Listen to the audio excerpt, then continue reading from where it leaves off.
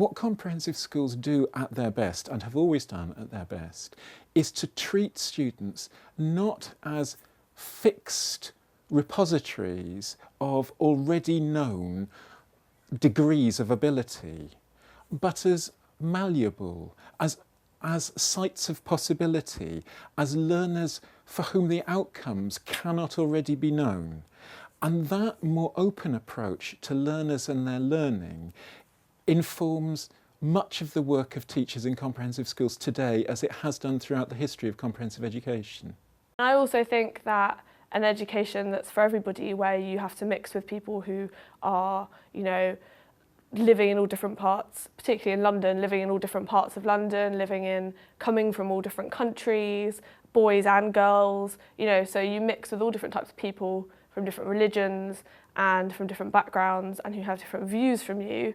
And that's why I think that the idea of a comprehensive school is really important, because you meet, regardless of who you are, you will meet lots of other people and grow up learning to tolerate people. So I think in that respect, education is very important for social change.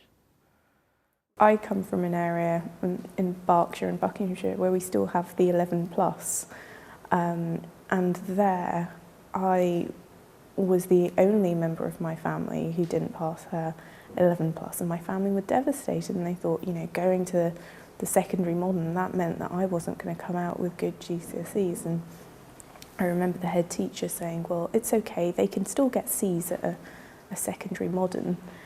And I think this idea of having a comprehensive education where students of all abilities are kind of coming together, and a rising tide raising all ships, is seen, and that's perhaps why, one of the reasons why London schools do so well.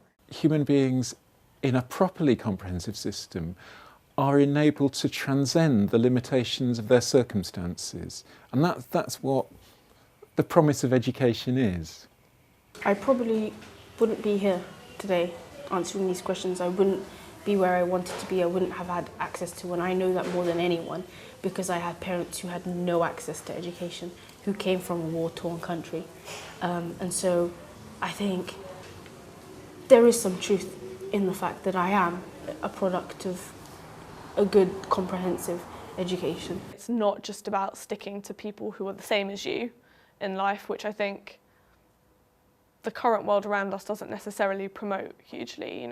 There's a lot of kind of cronyism and old boys clubs and things like that that seem to be powerful in this world, and I think comprehensive education is important because it dispels the idea that that's a good thing.